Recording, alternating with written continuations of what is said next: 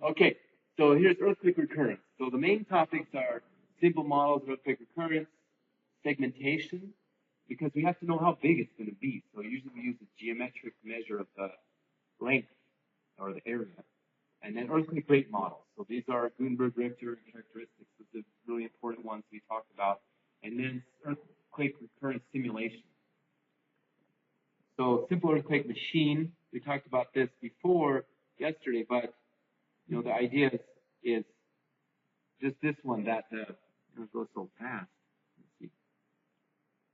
So you know this conceptual model for a earthquake and a fault is that the fault is the interface between this block and what's underneath it, the table. And so the behavior of this interface is a frictional one. And what that means is we have to exceed the strength of the surface, which is basically a function of the normal stress and the frictional behavior. So we'll talk about that this afternoon. We do Coulomb discussion. But then what's putting the shear stress on the fault surface is plate tectonics, which is my hand pulling, and it's accumulating the stress. But then, boom, so we exceeded the strength, the brick moves, right? So then we do another one, boom, keep going. So simple earthquake machine there. And then here's the subduction one, where we saw this yesterday, but it's a nice one, helps us think about what's going on. So we have, you know, this locked piece of the fault. So it's just like the brick stuck on the surface, frictional, and the plate tectonics, the oceanic plates pulling like my hand. And in this case, though, the material deforms around the fault, and this includes, you know, coastal uplift and displacement of the GPS receiver. And then at some point, the strength is exceeded.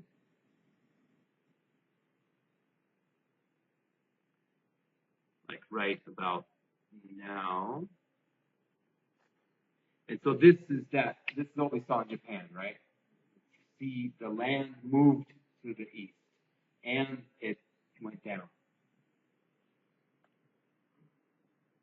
So there's a tsunami that gets generated. So the point here is, you know, how does this recur? Is this always the same size, for example?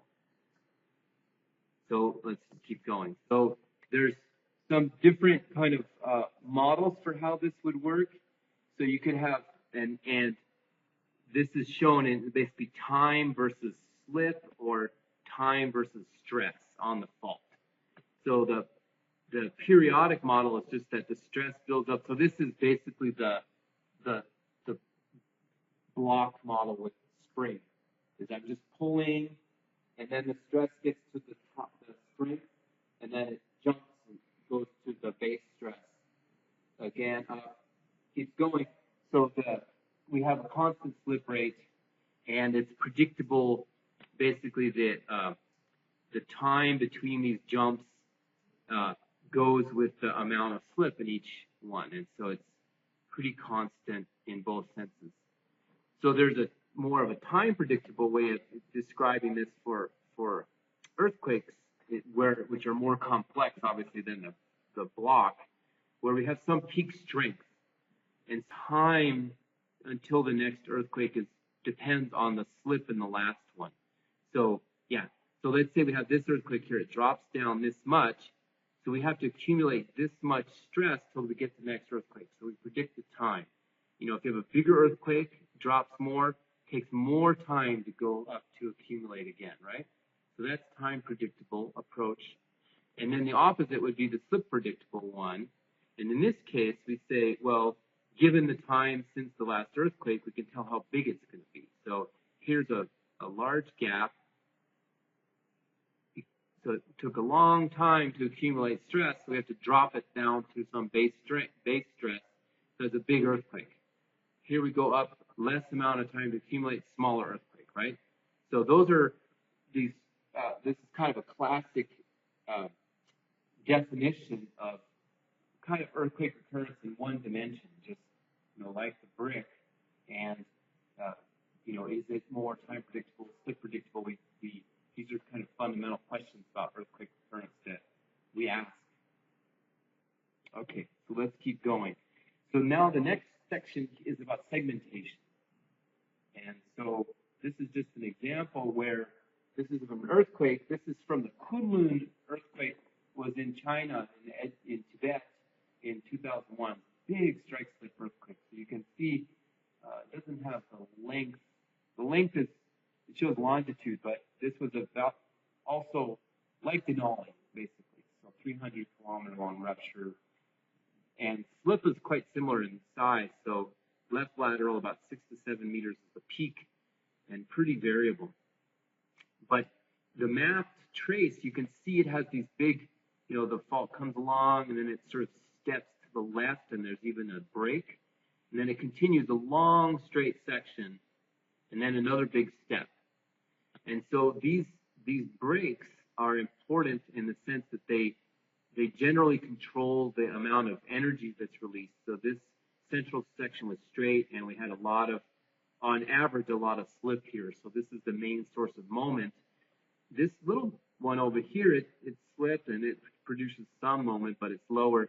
And you can really see here this transition to this Kunlun Pass fault doesn't quite generate as much moment because it doesn't have as much slip. The verticals, which is this lower one, are not that important since this is a strike slip rupture. But my point is that you can see even individual earthquakes are segmented. And the segmentation is geometric, so it's defined by steps and bends in the fault trace. And so one question that we have is, are these steps and bends important in terms of stopping the ruptures? Can it break through these steps and bends, and or not? And so in this case, it did go through, but usually at the end, there may be another transition, another discontinuity that makes it stop. And so we can think of this is jumping into kind of a two-dimensional view of these discontinuities and really applies, especially this kind of language comes from subduction zone terminology. And that would be that, if you have generally a big piece of the fault that has constant stress and you have a few earthquakes on it, these pieces have had their stress released, but there's something that stopped it. Why didn't it go through and break the whole fault surface? There's some kind of a barrier here. So the barrier could be different materials, it's stronger, or actually along the fault it had to move. And so if it's not coplanar, sometimes it's enough to stop the rupture. And so this is one way, which is kind of barriers. The other way would be to say, well, there are actually really strong parts of the fault. So these parts here, which are white, maybe even steadily creeping. They're just sliding all the time, no real accumulation of any stress. But there's these stuck parts, which is called asperities. And these ones, we have to wait till they break. So each one would break in an earthquake, or maybe 1, 2, 3 earthquakes, or maybe it could communicate across this weak zone and break them all to kind of finally release all the stress. So this is another way of discussing the segmentation in sort of 2 dimensions as patches. But usually we think of segmentation just as lines, but really this is the same as this one if you just cut across. It can be, yeah. So you can see here, for example, the end of this fault here, this Kusai-hu has high, it has 4 meters of vertical, so it's more dip slip on this end. Whereas other parts like this central, these ones are very much almost pure strike slip. This one's a mixed strike slip and dip slip. So the sense of slip can change. And it can change, and we can discuss this a little bit this afternoon. Either it's the usual way that the fault moves, or it's caused by the stress transfer from, this earthquake may have started over here and it ruptured this way, and it induced this fault to have strike slip and dip slip because of its position relative to the source of stress that was coming at it. So this can change from earthquake to earthquake. So in that case, this earthquake broke all these, but maybe this one in another earthquake will break by itself. And so it might be made more nominally just strike slip, not so much vertical. So it depends a little bit what happens around the fault that may cause its sense of motion to change because of fault interaction. Yes, the same basic concept. So, is it coplanar or does it step in 3 dimensions? And so if you have like a lateral ram, this will often be enough of a change to be a segment boundary. Or sometimes there's just a gap, this one fault here, another one there, too large of a distance to jump. And so this can be, reverse, normal, tri-slip, even subduction. And one of the big things that happens in subduction zones that people talk about, and maybe you know, and this was the Java 2006 one was on the seamount. 1994 Java earthquake was basically the geologic explanation for one of these was a seamount. So it's going down the subduction zone and it's stronger and geometrically different. So the earthquake basically occurred on the top of the seamount. So it's quite interesting to me, the geologic explanation for segmentation of the fault. And so subduction zones have these, the incoming plate has some irregularities sometimes that segments the ruptures. Yeah. Well, just, it does, the entire segment doesn't always have to break. And maybe if you look more closely, you could see, there's a little, very small change that limited those 20 kilometers from the other 60. Or maybe you don't see it at the surface, but it's at depth. The fault may be continuous at the surface, but one side goes like this, one side's here, and so this one breaks, but this one didn't quite have an opportunity to break.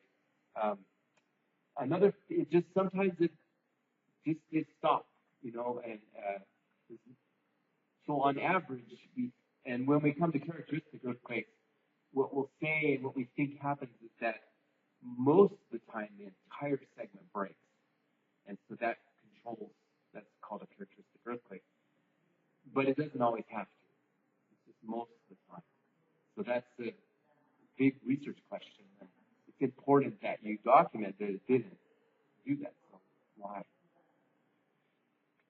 Okay, so let's talk a little bit about how we do the segmentation. So this is for a normal fault. And so the way it was done is this arrows show the segment boundaries, and then the names are between the arrows. So in this case, this big normal fault is quite irregular in its trace, and so they use these, this step, this gap, this step here, this kind of a bend, gap and complexity, bend and step, kind of a change in the mountain topography, another step. Those are the basic segments. And a lot of times we just say it's geometric segmentation. It doesn't necessarily imply seismic segmentation, but it just breaks the fault up because we think when that pulse is going along the fault surface and it hits one of these bends, it might be enough to stop it. That's the assumption. And it generally shows, I'll show in the next slide, that people have tested it. And so here's these in more detail, the kinds of fault patterns that are used to define these segments. So a lot of times it's just geometry, but sometimes it can be, the mountain shape changes. And so the mountain can be quite high along one segment, and then it goes down and it's very, very low. So maybe that implies that the segment behaves differently adjacent to the low piece of the mountain compared to the high one. So this segmentation is not always unique. Like you can break the faults up in many different ways, but something like this is commonly done. And so here's just a kind of summary of these geometric breaks. The map here, you can have step in the map view, but you can also have step down dip. So, this fault surface is complex in 3 dimensions. And so this is I show for a vertical case, but you could tip this on its end, and it could be like for the subduction case. So, this could be like the C-mount here if you tip it over. And so it may, if the earthquake comes in and hits the C-mount, it would stop. Or this, here's this like a ramp in the thrust surface that would maybe stop things. And so this statement here is just to show that these discontinuities, these breaks on faults, are so important because they control the rupture behavior, but they also control mineralization. In these dilational step overs is where you may have lots of ore, economic ore preserved at smaller scales. So really for faults, it's the breaks and steps and bends that are interesting, not the main parts of the fault. So let me just see what's happening here. Okay, so just maybe 2 more slides and then I'll stop. So, because I know, so this was a work that Wisnowski did, and so what he did is he took many historic earthquakes where the trace was mapped, and he showed, okay, this fault broke here, it went across this step, broke here, but then it stopped, and it could have continued or it jumped. Same with this one, it could have jumped across these. And so he made this plot. And so this is basically increasing length of the rupture going this direction versus the size of the step. Okay, so size of the step is like this distance, 2.5 kilometers or 7, 1.5. And so then what he shows is green means that the rupture went across it. Okay, so that's like this one is a green. Here's a green band here. But then the reds show that it's either stopped. So this orange would be like this point here. And then the reds are just that the step was maybe too big and it stopped the earthquake. So that's a red and that's a red. So what he showed in summary is that really you only have these greens less than about 5 kilometers. And so the point is that if you have steps that are larger than 5 kilometers, it might be a viable segment boundary. So it's a really basic study. And he said that most earthquakes, 2/3 of the rupture terminations are associated with steps. So it's kind of a justification for the geometric segmentation. Okay? And so just the final point, I showed this yesterday. So this kind of thinking has already been applied here for the Indonesian system. These boundaries are drawn with some idea about, discontinuity, some segmentation expected, and then also for on land. And what you were just saying, Woodrick, is there was really good work done on the segmentation of the Great Sumatran Fault, right? But it, sometimes doesn't work. So this segment that you studied should have been this one here.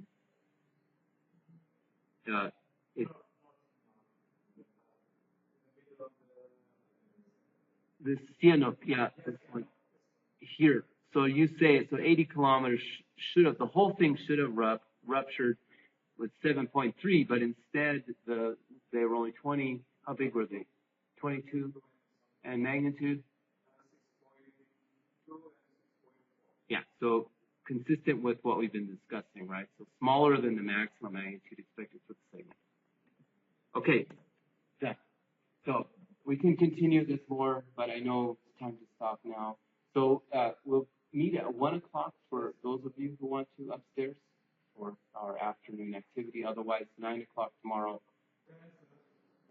Now I'm going to transition then to earthquake recurrence models and earthquake rates. So the 2 main models that are used are the Gutenberg-Richter model and then characteristic earthquakes. And the basic way you see this plot is magnitude on the horizontal axis versus the number of events per year. So, and this is a log scale. So these are very few, per year.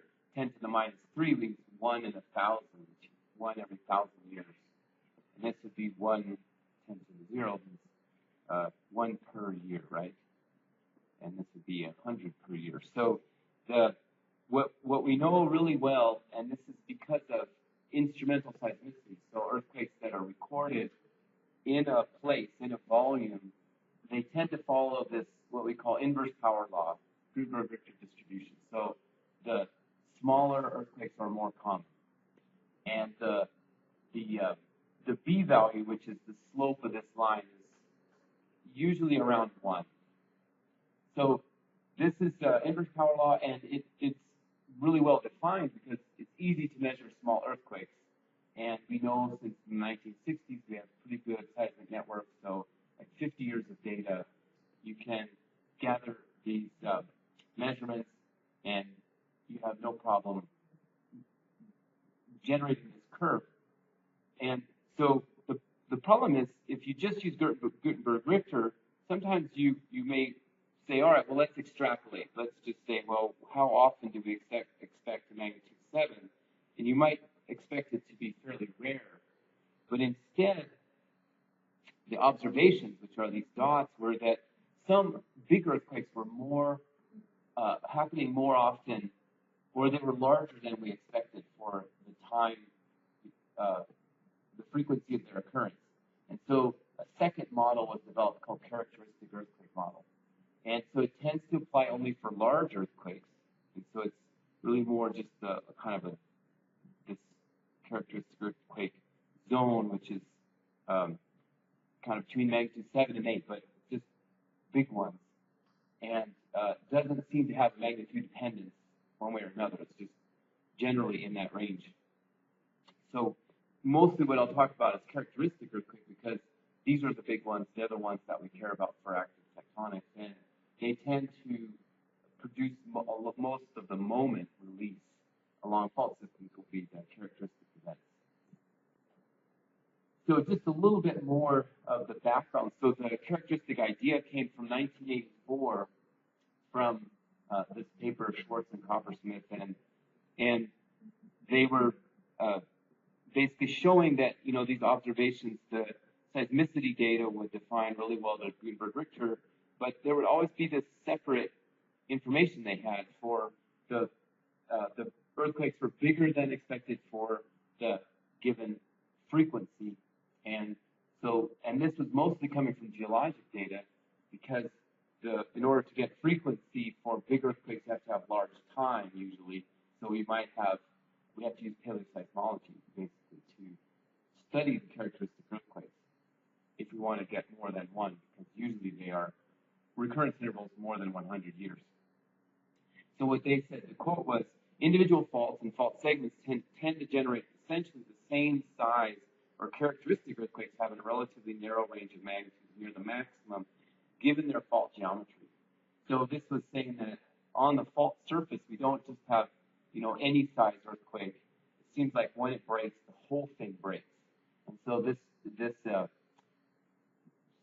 diagram here on the lower right is from a paper that one of my students and I worked on, and so it shows the fault surface. And again, this is for a vertical fault, but the same idea would hold for a dipping fault.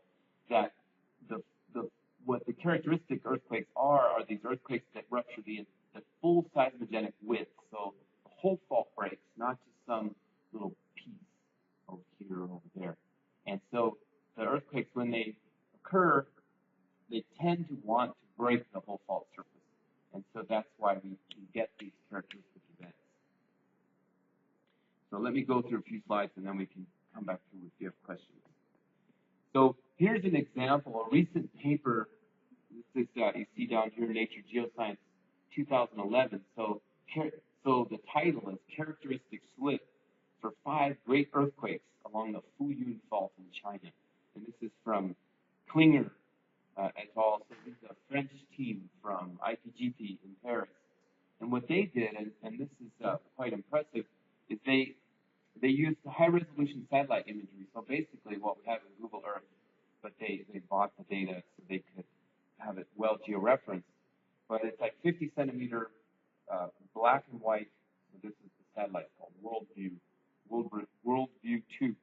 And what they did was, this is what it looks like now, this upper left. and they saw that there were many channels that went across the fault, and as they slid, so this is a left lateral fault. So if you look here on this third panel, you can see that in this case the 2 and the B match, and 3 and E, and 7 and J. And so they were finding many matches as they slid the fault back. And so they got apparently one earthquake that was about 5.6 meters. And then they did it again, so they slid it some more, and they're like, wow, look at this 4 and E match. So maybe 12 meters. And then they did it again, and 3 and D match, and 6 and G. And keep going. 4, D, and so what's really powerful about this is that any one, you could say, oh, it's just a coincidence. But if you're sliding along and it matches like 2 or 3, then you start to say, well, this really must mean that there was the drainage network crossed the fault and was established. Then the earthquake occurs, and the drainage network gets reestablished, and new channels are connected. Then another earthquake occurs, new connection. And so this was quite impressive to me, because I thought, okay, this almost a unique set of circumstances. You really can't argue against this matching. Just it's like your fingers. So they came up with this, and so they did this for many places on the fault. So this is north is to the left. So this is in north central China near the Mongolian border. And you see the length scale here is 10 kilometers. So, and then the mapping of the rupture is red. And so the length of the rupture is 0 to 110 kilometers. And so what they did is each one of these green dots with a error bar would be one of those measurements at one of these sites, like this one. Yeah.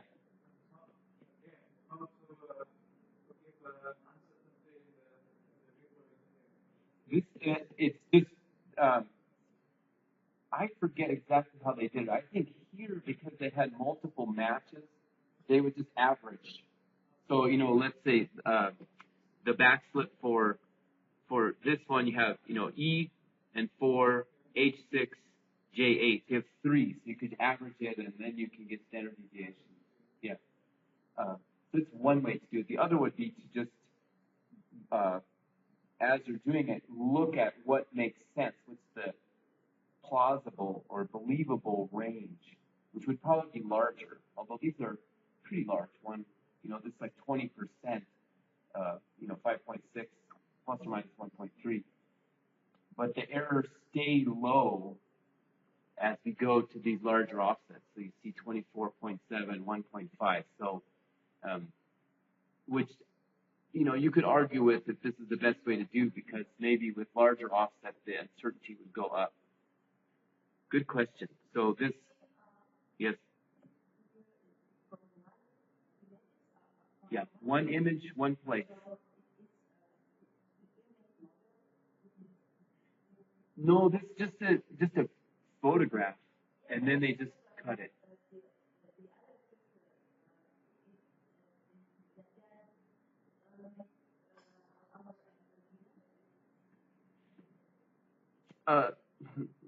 Let me explain one more time. See if I answer your question. So this just one site. You see the scale, 20 meters. So it's just about 100 meters along the long axis. And so at this site, they slid back each time, finding these unique matches. And so at this site, then that would be like one set of numbers going up here.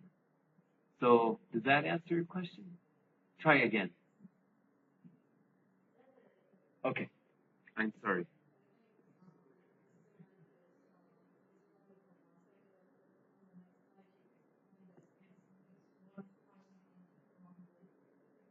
Yeah. So they did this same study, maybe 200 times all along the fault. And so the way you can think of it is, so what's really impressive here, so why they say characteristic, is that you see this really constant amount of offset along here that they think was the last earthquake, it's about 6 meters. And then there's nothing in here until you get to 12. So this is really impressive because it means that the last earthquake was 6, and the next earthquake was another 6. It wasn't like 1 more, or it wasn't 10 more, it was kind of a repeat. And then the next one was about 6 more. So you see this kind of spectacular similarity, 6, 12, 18, 24. It's almost too good to be true, you know. But so what they do, and this is an interesting approach, is this, we call this a cumulative offset probability distribution on the left here. And so if you represent the offset as like a triangle or a PDF, you can stack them. So you just add them up. And so maybe I can draw quickly what this might look like. Our diagram here, it's just each one of those earthquakes, because the implication is from earthquake scaling, as we talked about last time, if it's always the same average slip, it's probably always the same magnitude, right? So in this case, those earthquakes, each one, if it has 6 meters of slip, what do you think? How big?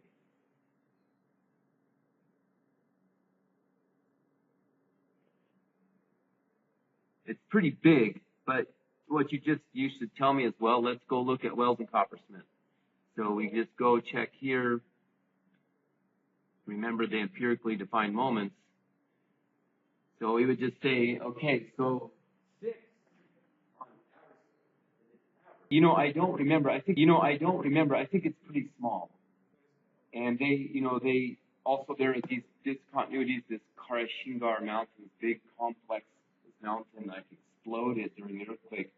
But for this study, they don't use data from the more complex piece of the fault. Like here, they just say no data, but it's almost too hard to interpret because it's fracturing everywhere.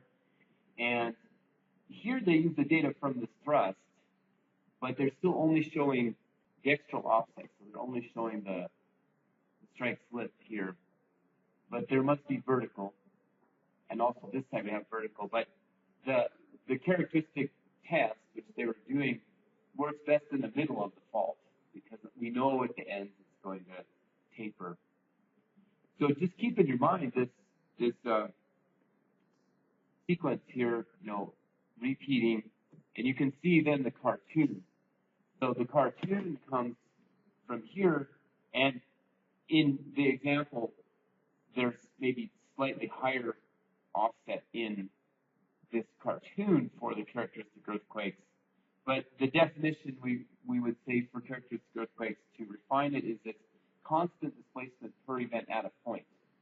So in this case, it's constant 6 meters all along the rupture, basically. But in this cartoon, the way it's drawn, it's like, 5 here and 9 here, and it just repeats. But the classical cartoon, that if you do this for a long time, it means this part of the fault's slipping faster than this one, right?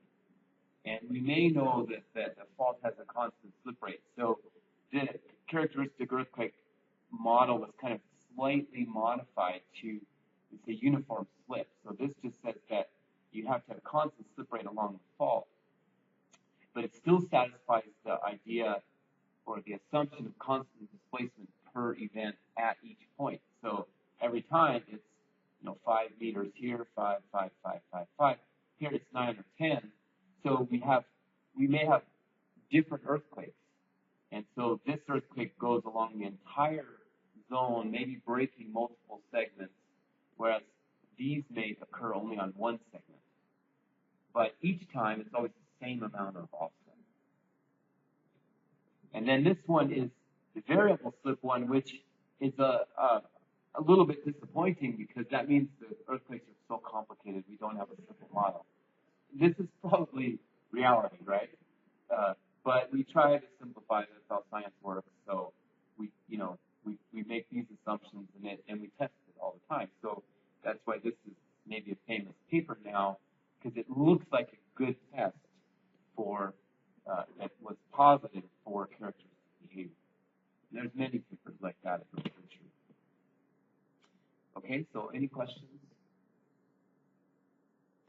So the next part of the lecture is to say, well, why would a given fault segment have the same amount of slip every time? What's going on?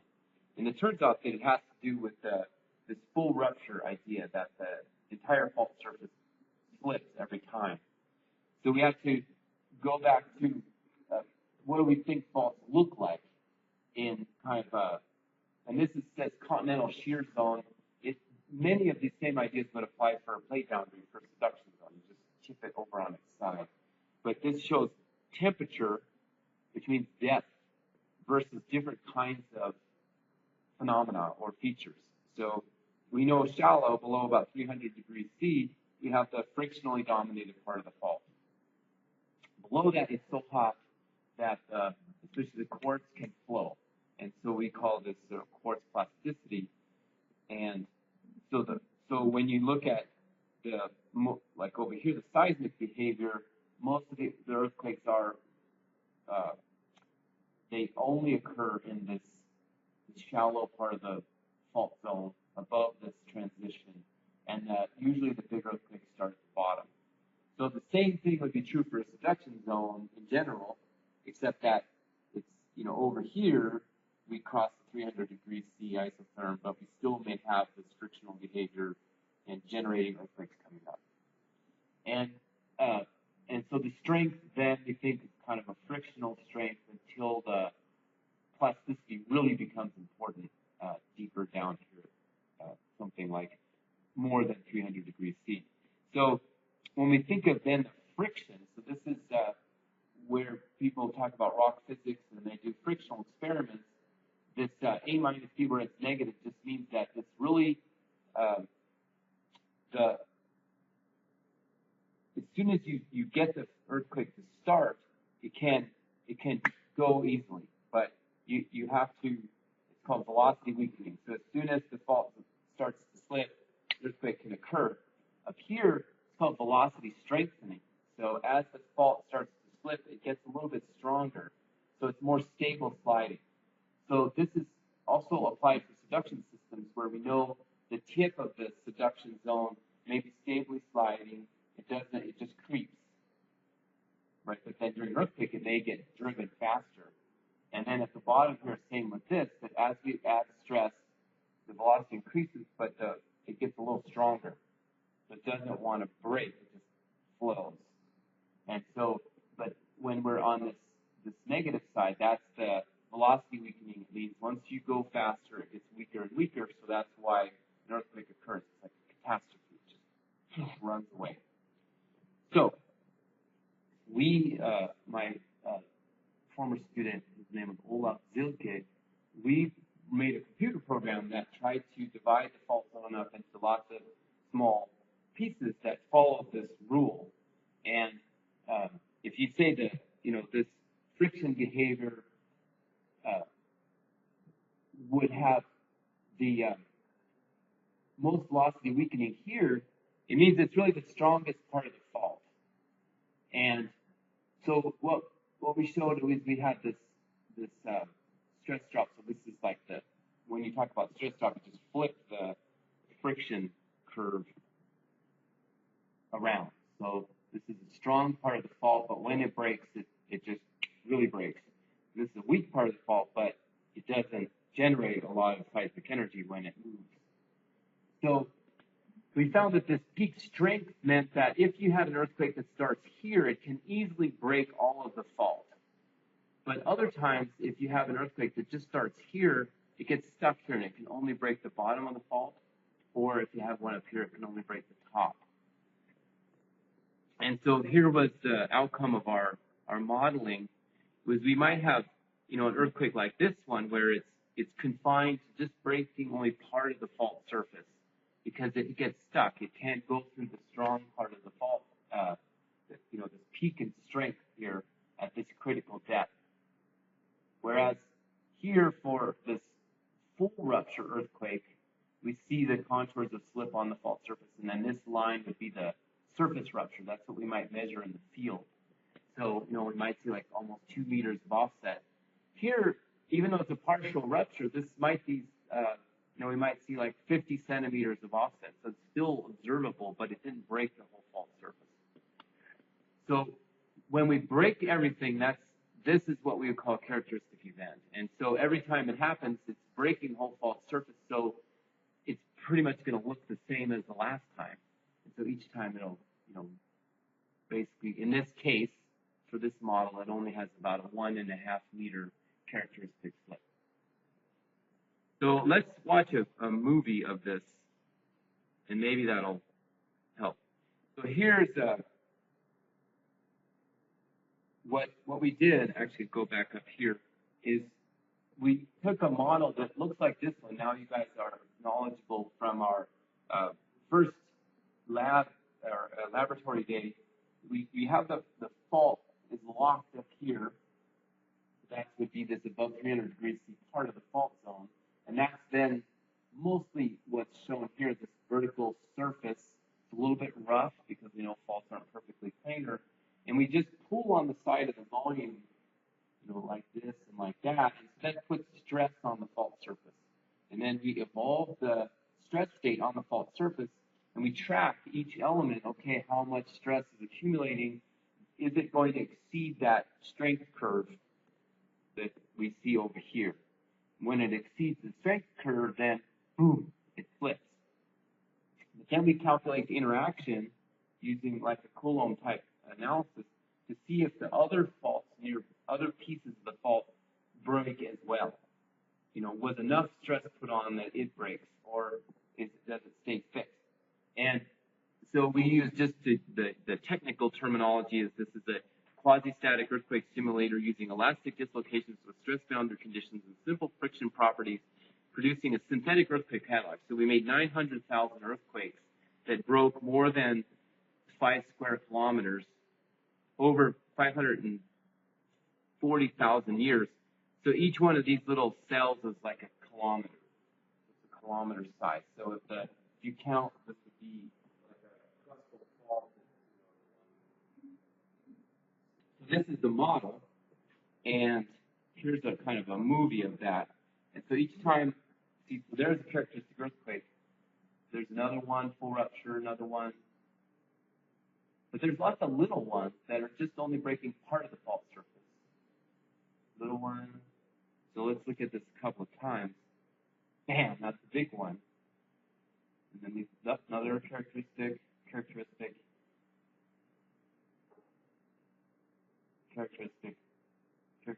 maybe.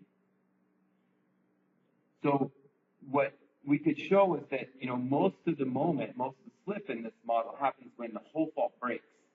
But every now and then there's these little ones that happen as well, but they're confined to only part of the fault surface, not the entire fault surface. And so they have different magnitudes. They're, maybe, a few pixels or more. But once we get to these big guys, like the one that's right at the beginning is a good one, right there. So this earthquake, you can see how it goes down here. You can imagine that if you went up the map, pretty much constant offset along the whole thing. And it's pretty long. So this would be a larger earthquake. And one of these other characteristic events, but let's just look at like there. So this earthquake is shorter than it's like mechanics of earthquakes and faulting. What he showed was that for large earthquakes, as you increase magnitude and you compare it with slip, as you get to large earthquakes, it kind of rolls over and it gets kind of constant. So maybe I can draw it over here. So we'll say, so characteristic earthquake, what does that mean? And so you want to be able to try to answer to someone, what do we mean?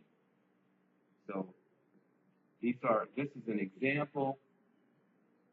This is the kind of the model. And here's a computer explanation.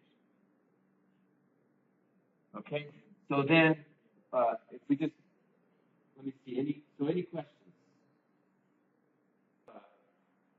Say like a loaded term, so people are worrying about what does it mean.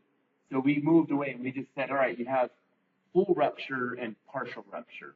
But what I'm telling you is I think that characteristic means full rupture. So if you look at the statistics from the models, 900,000 earthquakes, and you make like one of these frequency versus magnitude plots, we see that the smaller earthquakes definitely followed a Gutenberg-Richter relationship, inverse power law. And then over here on this side, we saw the characteristic events. And so we could recreate what's observed in nature with this model. And the reason was that this variable strength of the fault surface. So we could get only these small ones that were sort of stuck on either side of the peak. So that's these guys. And then the big ones would occur when you could exceed the strength in the middle of the fault, break the whole thing. And so these larger magnitude ones also have a pretty constant rupture width, always about 20 or so kilometers, which means always this full width here. So, and then there was a gap, which means we don't get very many earthquakes that are sort of partial rupture, that are kind of breaking almost everything. If they're not going to break the whole thing, then they're quite a bit smaller. So the width, which is this down dip distance, we see many earthquakes that are, like this one, that's 5 kilometers. So that would be right here. So there's a bunch that are even smaller, just sitting in here and in here. So this, to me, was impressive because it shows this what we call bimodal behavior. So the fault can have both kinds of earthquakes. It can have little ones that follow this Gutenberg-Richter, and then the big ones, bam, bam, rupturing everything. And again, this applies to any fault surface. It could be a subduction zone as well. And so just to summarize, so this would be the partial rupture, and it would break the surface. So we would see it paleoseismically, or if we went in the field, we would see but these small fractures. Whereas this one is the big one.